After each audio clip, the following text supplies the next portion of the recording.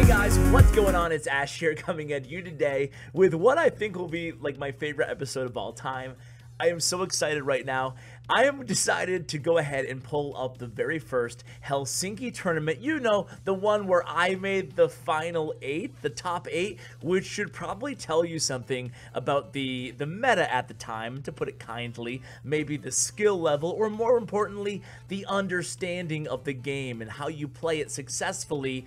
We were just noobs back then. Even the best players were still noobs back then, and I just can't get enough of this gameplay, guys. I was watching it back and I was like, you know what? I just gotta share this with my subscribers. If you guys like this kind of stuff, I'll do a follow-up one. Today we're just gonna watch 3 or 4 replays, ones that I picked out that are especially entertaining, and I must stress, this is not made to make fun of any of the participants. It's made to illustrate how far we've come in this game as far as competitive play goes. So let's hop right into it here. We have Eric's on the left, we have Nazim on the right. Now Nazim still plays. Eric's is actually a caster, a Spanish caster now, and also a YouTuber. I saw him in the finals in London at the CCGS last weekend, so these guys are both still definitely in the scene. I saw Nazim at the touchdown stream. He attended it live. Really cool that these guys both still play and enjoy and are a big part of the game. So anyway, look at Eric's deck. What do you think his last card is, guys? Spoiler, it's the Three Musketeers. This is what I was telling you guys about in my previous video for Clash Royale, guys, is that back in the day, this is pre-splitting Three Musketeers, before the great Darth Jar Jar came into the game and other players such as Esley and Yui, these Three Musketeer pioneers who split them.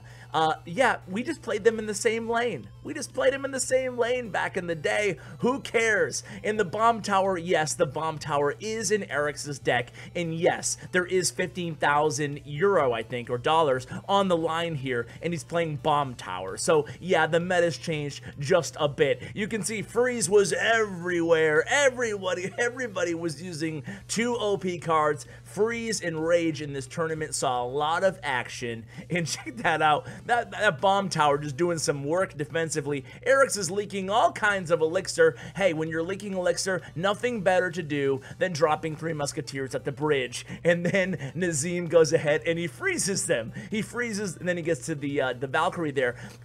Notice, guys, the elixir collectors only cost 5. Can you say OP? Elixir collectors absolutely dominated the game early on before their cost got changed to 6. What a deck that Eric's has. It's funny because we still see 3 Musketeers and P.E.K.K.A. in competitive play, just not played exactly this way that Eric's is playing them. Nazim again goes ahead and drops the freeze on the 3 Musketeers. Eric says, you know what? Whatever, man. I got bomb tower ready for him. I'm going to play it right at the bridge. He burns his bomb tower. He gives Nazim the opening to go ahead and come in with a hog, but guess what? He has his counter still in hand. He has the elixir collector, a lot of poison as well. Now look at this poison, guys. The poison. Remember when the poison was added to the game, that it slowed your opponent's troops as well as did damage? Can we say OP? Poison is, I don't know why the heck you would use Fireball when you have poison. Uh-oh, Valkyrie, okay, she is distracted by that OP bomb tower. Meanwhile, we have a P.E.K.K.A. going down the lane on the right for Eric's. Just one more poison and a Hog Rider. I don't know whether to cast this normally or just point out all the differences. Either way, it's fun as heck. Oh no, we dropped the 3 Musketeers right when he dropped the Hog. Nazim with a clutch freeze there actually picks up the victory in that battle. Man, this is fun to watch. I want to make this a series. I hope you guys like this because I want to keep doing it. This is so much fun.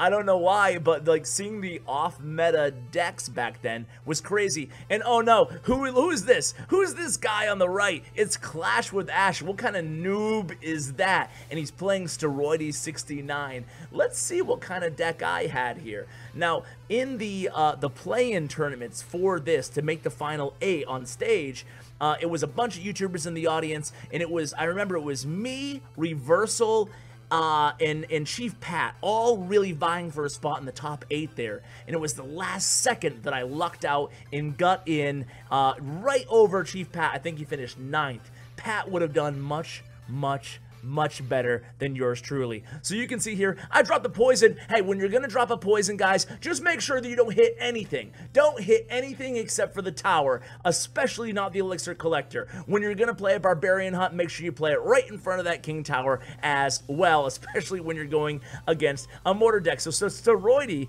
is playing the pump mortar deck. Not a bad deck, and he makes connection there. Hey, no big deal. I am playing a spawner deck because that's how newbie I was, apparently. I wanted to rock the spawner deck. It's because spawner decks were a thing for those of you who haven't been clashing for so long. Spawners were like OP. And you know what? I haven't seen any spells out of my opponent, so I might as well clump up all my troops all together, playing archers in the same lane because, hey, splitting troops, what the heck is that? No one splits troops back then. So we're going to play archers. We're going to play them in the same lane, baby. But guess what? I'm rocking arrows. So eat that, Steroidy69. Steroidy was Clash Royale's first villain, for those of you who weren't playing back then. And he was a great villain. He played the part really well. He has the tight shirt. He has the name. He even has 69 onto his name. And he was a mortar user, which in the beginning of the game was really, really dirty. If you were a siege user, you were absolutely dirty. Now, not so much. This time, I decide to actually hit the elixir collector with my poison. Wow, weird. Who would have thought? Now, so Steroidy's gonna keep kind of cycling mortars here on the right. However, you know, he hasn't done a lot of damage. Up until this point in the battle, I actually had the lead. So I decide to double down with my barbarian hunt in the back of my left tower. He launches a rocket at me. Oh, there it is! It's the Royal Giant! A new card that was just added to the game only days before the Helsinki Tournament. I come in with the RGG, and how could I lose this? How could I lose this match, guys? We are into 17 seconds left in regular time, 340 damage left on his tower. I can't believe I lost this. Somehow I did. I lost this match. Spoiler alert. And why am I not doing anything? Why am I just letting him? I don't know. I don't know what's going on here. So he's getting a lot of damage on that right tower with that mortar there. And what's going on? Like, why am I not playing an RG at the bridge or something? It could be really easy. All I need is one hit with the RG, a poison and an arrow. A poison and an arrow is all I need. There's the RG. Come on, baby. Do this, Ash. I forgot how this even ended, but that mortar is getting so much damage. I ignore the mortar, and he's going to win the game. Man, I am the worst player in the history of Clash Royale. And Steroidy, oh god, I'm reliving the moment, guys. This was awful. Oh man, okay, let's move on to happier times here and spectate Jason playing Derek. So Derek is actually the manager of Hong Kong Esports. That's the esports team out of Hong Kong, go figure, that had Aaron and Yao Yao before Nova picked them up. But they also have Shaka. Oh god, I suck. Anyway, let's get to this matchup because it's a really fun one to watch. The rest of these two matchups will not disappoint you guys. So here comes the Giant in the left lane. Derek says, screw that, I'm going to go ahead and use a P.E.K.K.A in the right lane. Notice that the tournament level standard back then was Epics level 3, Commons level 8, Towers were level 8 as well, so that was really back in the day. And look at that, they trade towers on each side, really up some witch action, no big deal. Let's see, the Rage, so, oh my god, where to start, guys? Where to begin? Derek's rocking the Rage spell, the Balloon, and the Witch. I don't think Witch saw any action in the final. Well, I know the Witch didn't see any action in the finals. I don't think the Witch is that bad right now. I think it'd be cool to see her kind of in an off-meta deck in a legitimate competitive match today. However, you can see here the old tournament level standards are on the, but look at when you put the card on the, okay, it doesn't show the elixir cost, it shows the level of the card when you put the card onto the arena. Ash, that's still the same, dude. That's still the same. I'm like, hey guys, notice back in the day, okay, what? That's still the same. Okay, anyway, here in the pocket, Jason plays. Look at this deck, Freeze. Did you see the Freeze? It's the popular, the ever so popular P.E.K.K.A Witch Rage Freeze deck. No big deal. And this was in the quarterfinals. They were playing for big money here, and Derek thought it would be a good idea to go up against the great Jason, one of the most popular players. Again, for those of you who, new to the scene, Jason was an absolute beast. Everywhere on YouTube, it was Jason decks and Jason decks, and have you tried the Jason deck? It's the Hog Barbarians Giant deck, which really is still a solid deck. Do any of you watching right now still use the Jason deck? It's viable. It's totally viable. But there, he 3-crowned Derek. Derek had no idea what to do there with his crazy off-meta deck. Can you blame him? What do you do with that deck? Are you raging? Are you freezing? Are you bothing? Are you both? Is bothing a word? I don't know. Anyway, Steroidy in our last match here is playing Nazim again. We are here at the finals now, guys, and we are 2-2 right now. So the tension is high. So what better to do than play a Giant Skeleton in your deck? So it's Giant Skeleton going against the Jason deck. He decides to use a Rocket. Steroidy, why did I say Jason? It's Steroidy, Ash. It's Steroidy in the quarterfinals still, man. Man, I look fast. I thought Steroidy was Jason.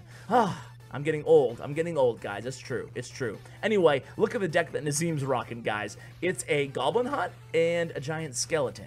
Going against Steroidy 69s. It's not the Jason deck. It's the Steroidy deck. I saw the Hog. I saw the Goblins. I saw the Barbarians. I figured Jason. Not the case, because we have the Tesla. So the Hidden Tesla's going to do some work there. Lightning. Nazim, like...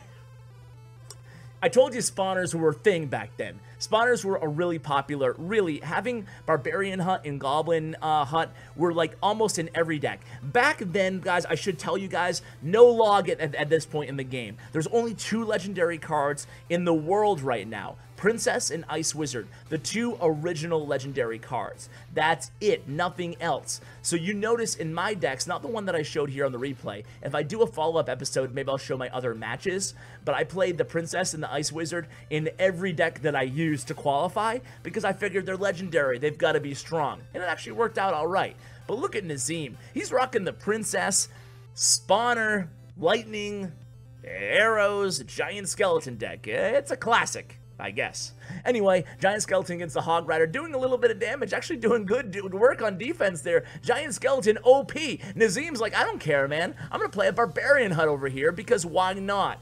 So there's the Barbarian Hut. Forces a Fireball out of Steroidy. A good Fireball there, but a good Lightning, I guess, out of Nazim there. Meanwhile, Arrows should be back in rotation here, or the Princess, one or the other. Are you going to play them, Nazim? Doesn't need him, I guess. Plays the Princess a little close to that tower, and there's the Rocket. Big defensive Rocket there by Nazim, and there's the freeze spell. Oh, he froze one Barbarian, or he froze the Princess in the tower for one Barbarian with like 1 HP left. Pro move, Steroidy 69, and hey, what deck would this be? How would this deck be complete if it wasn't for the Goblin Barrel? The Goblin Barrel, which, by the way, gets one-shot by the Zap spell. That's how popular and powerful Zap was early on. Even when the log was first introduced to the game, the Zap spell was still able to one-shot Goblin Barrels, so why the heck would anybody play log? After they nerfed Zap, log was everywhere. Anyway, here we go. Princess getting a little bit of chip damage. Steroidy forced to Fireball the Princess. Not a bad play. At this point, Nazim could almost just spell cycle, but hey, we didn't even know what spell cycling was back then. So he uses the Giant Skeleton at the bridge, and there is the Lightning. Now, for some reason, we're way back in there. Okay, now we're back into the gameplay here. Good arrows by Nazim. Who's gonna pull this one out? I don't even know. I think I know, but I'm not gonna ruin it this time for you guys. So here comes the Hog Rider into the Barbarian Hunt. Princess doing some work there. Oh, the freeze! I told you guys in the first replay, freeze was absolutely everywhere. Zap one-shots that Goblin Barrel used defensively. You use a good defensive Goblin Barrel, and boom, it's gone with a Zap. So here comes Minion Horde and a Hog Rider late on the Goblin Hut, and that is going to almost do it. Steroidy with the premature celebration. Now you can celebrate, Steroidy. You're moving on to the finals. So guys, his buddies go onto the stage there, but of course Jason went on to beat Steroidy in the finals. Guys, I hope you enjoyed this look back through Clash history to see how far we've come. Again, a reminder, this was not meant to poke fun at anybody. Okay, 10,000 euros. This was not meant to pick on anybody or poke fun at anybody, myself included. It was just fun to see, you know, how long we've come. So guys, or how far we've come and how long this video's been. Speaking of that, it's time for me to check out, guys.